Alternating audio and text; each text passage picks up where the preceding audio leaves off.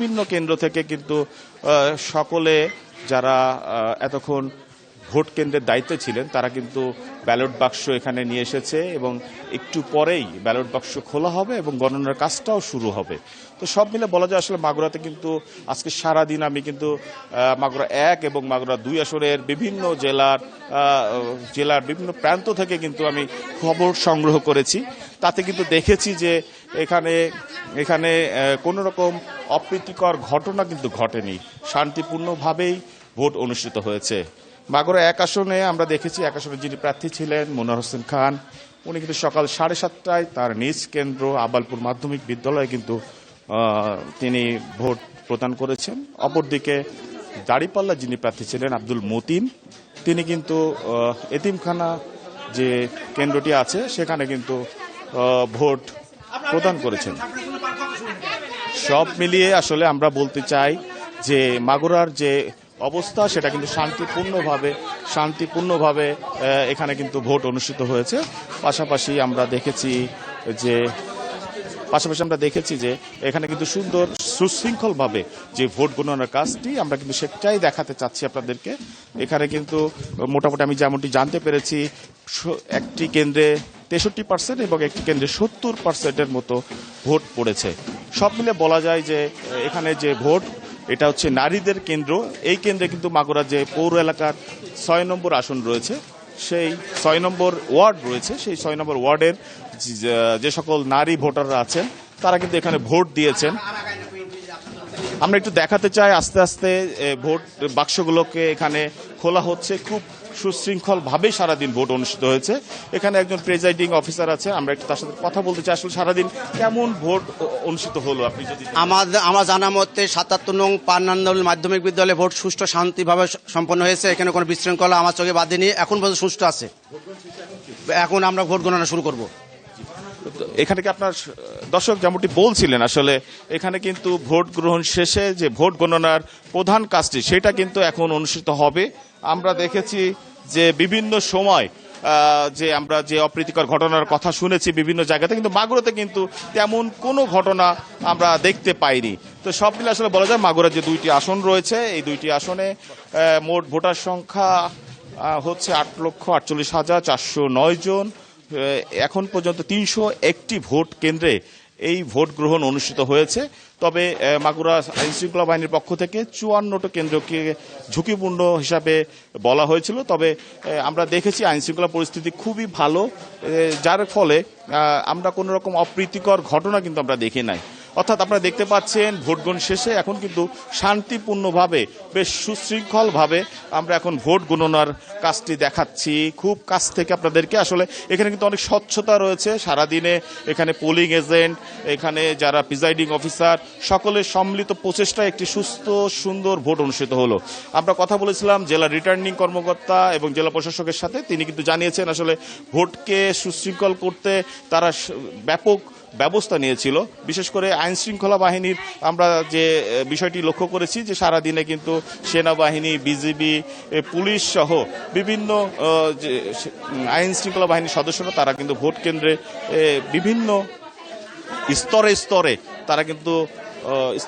তারা কিন্তু যে আইন শৃঙ্খলার যে ব্যবস্থাটা সেটা কিন্তু তারা লক্ষ্য করেছে।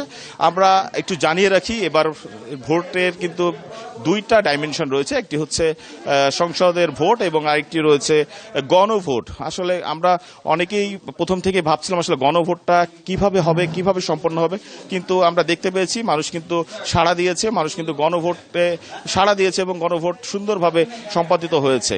অর্থাৎ মার্কার ভোটের পাশাপাশি গণভোট কিন্তু অনুষ্ঠিত হয়েছে। এখানে দেখেছি আমরা সারাদিন ধরে, একটা যদিও অনেকের কাছে নতুন, যারা নতুন ভোটার ছিল তারা কিন্তু প্রথম দিকে অনেক উৎসাহিতভাবে এই আজকের যে ভোট গ্রহণ সেই ভোট গ্রহণে কিন্তু তারা সাড়া দিয়েছে।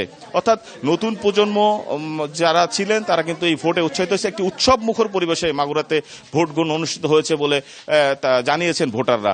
অর্থাৎ অনেক বছর পরে মাগুরার সহ সারা দেশেই বিভিন্ন বিভিন্ন স্থানে আমরা দেখেছি যে সুস্থ সুন্দরভাবে ভোট গ্রহণ হয়েছে। বিশেষ করে মাগুরাতে আমি বলতে পারি, মাগুরা যে 301টি কেন্দ্র রয়েছে, কোনো কেন্দ্রে কোনো বিশৃঙ্খলার ঘটনা ঘটেনি। পাশাপাশি যে সকল কেন্দ্রকে 54টি কেন্দ্রকে বিশেষ ঝুঁকিপূর্ণ কেন্দ্র হিসেবে দেখা হয়েছিল, সেখানেও কিন্তু আইন শৃঙ্খলা পরিস্থিতি স্বাভাবিক ছিল। আমরা দেখেছি পুলিশের বডি অন ক্যামেরা, পাশাপাশি প্রতিটা কেন্দ্রে 300 অর্থাৎ মাগুরাতে 301টি কেন্দ্র রয়েছে, সেখানে কিন্তু শতভাগ সিসিটিভি ক্যামেরার আওতায় আনা হয়েছিল, যার ফলে আইন শৃঙ্খলা যে বিষয়টা আমরা লক্ষ্য করেছি সেটা কিন্তু খুব সুন্দরভাবে আমরা পরিলক্ষিত হয়েছে বলে আমি মনে করছি। অর্থাৎ আমরা বলতে পারি মাগুরাতে একটি সুস্থ সুন্দর শান্তিপূর্ণ একটি ভোট অনুষ্ঠিত হলো। আমরা এখন এই গণনার পরে বলতে পারবো আসলে কে হচ্ছেন মাগুরার 1 আসনের এবং মাগুরা 2 আসনের এমপি। এই যে মোটামুটি এখন শুরু হলো গণনা ফলাফলের মাধ্যমেই আমরা সেই কেন্দ্রে কেন্দ্রের ফলাফল আমাদের যে রিটার্নিং কর্মকর্তার অফিস আছে সেখানে পৌঁছাবে এবং তারপরেই একত্রিত করে বেসরকারিভাবে ফলাফল ঘোষণা করা হবে, এমনটি আসলে আমরা জানতে পেরেছি।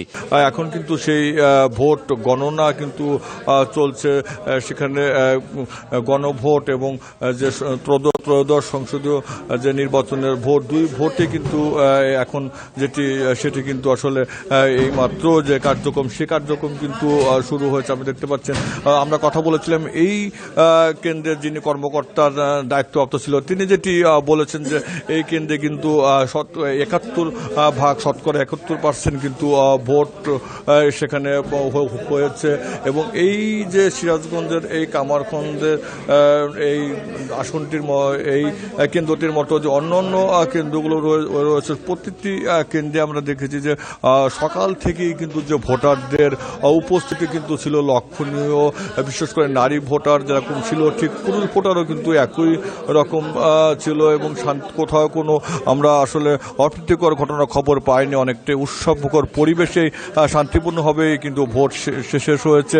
এখন কিন্তু ভোটের গণনার যেটি কার্যক্রম সেটি কিন্তু শুরু হয়েছে এবং সেখানে আমরা দেখেছি যে প্রশাসনের পক্ষ থেকেও কিন্তু নিরাপত্তা ব্যবস্থা সেখানে গ্রহণ করা রয়েছে এবং ঠিক এই যে কোনাবাড়ি ইসাক উচ্চ বিদ্যালয়, সেই বিদ্যালয়ের যিনি ভোটের দায়িত্বে ছিলেন তার সাথে কথা বলেছি। তিনি যেটি বলেছেন যে এই কেন্দ্রে যে ভোটের শতকরা যদি বলি, সেখানে কিন্তু 71% ভোট সেখানে কাস্টিং হয়েছে, এমন কথা কিন্তু আমাদের তারা বলেছে। এবং আমরা যেটি দেখছেন যে ঠিক এই যে এই কেন্দ্রটির মতো অন্যান্য যে কেন্দ্রগুলো রয়েছে, সেই কেন্দ্রে কিন্তু ভোট গণনা কিছুক্ষণ আগেই শুরু হয়েছে। টানা 3য়বার অর্জন করেছে দেশের সেরা সুপার ব্র্যান্ড স্বীকৃতি বসুন্ধরা টিস্যু।